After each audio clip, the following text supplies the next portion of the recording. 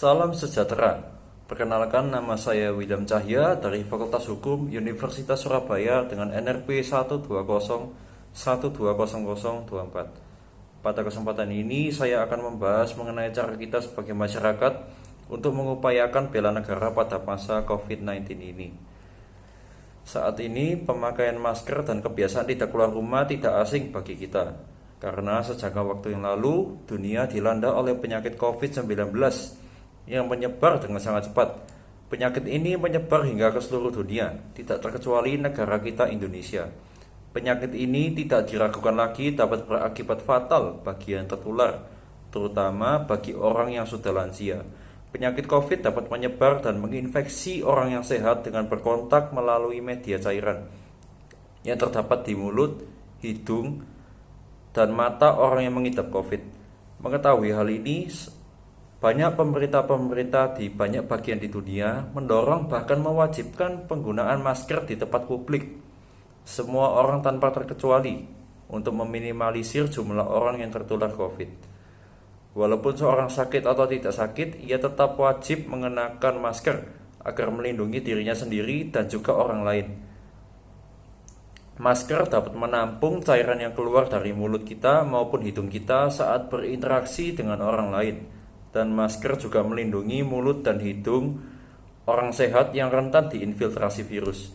Selain itu, pemerintah juga sangat menganjurkan agar masyarakat menerapkan cuci tangan yang benar agar bebas dari virus dan menjaga jarak atau social distancing agar mencegah adanya resiko penularan COVID. Namun, menghadapi penularan COVID yang sedemikian cepatnya, maka pemerintah menetapkan kebijakan pembatasan sosial berskala besar (PSBB), yaitu penutupan banyak tempat umum agar tidak terjadi kerumunan massal yang dapat menjadi penyebab COVID tertular secara besar-besaran. Dimulai dengan kota Jakarta. Tidak hanya di Indonesia saja, banyak pemerintahan di seluruh dunia juga menerapkan kebijakan yang serupa. Setelah kebijakan PSBB berakhir, pemerintah menerapkan kebijakan new normal yang menganjurkan agar masyarakat kembali beraktivitas seperti normal, namun dengan mematuhi protokol-protokol kesehatan yang ada. Karena adanya pandemi ini, kita harus hidup di kondisi yang seperti ini, penuh dengan pembatasan dan peraturan. Banyak dari masyarakat yang sering menghabiskan waktunya untuk jalan-jalan atau hangout di tempat publik seperti mall dan lain-lain harus dibatasi. Dan kalau berpergian harus memakai masker yang bagi orang tertentu sangat tidak nyaman, terutama orang yang memakai kacamata. Tidak sedikit juga orang yang dirugikan secara ekonomi oleh COVID ini. Banyak toko dan tempat makan yang sepi. Negara kita pun menderita secara ekonomi. Karena itu, pemerintah melalui kebijakan new normal menganjurkan kita untuk kembali melakukan aktivitas seperti biasa untuk menunjang ekonomi negara. Karena itu, marilah kita sebagai masyarakat mempunyai kesadaran untuk mengupayakan bela negara walaupun secara non-fisik, yaitu dengan mematuhi protokol-protokol kesehatan yang ada. Semakin cepat penyebaran COVID-19 berakhir, semakin cepat pula kita lepas dari penderitaan secara kesehatan dan ekonomi ini. Jadi, marilah kita menjadi bagian dari masyarakat yang mengupayakan bela negara.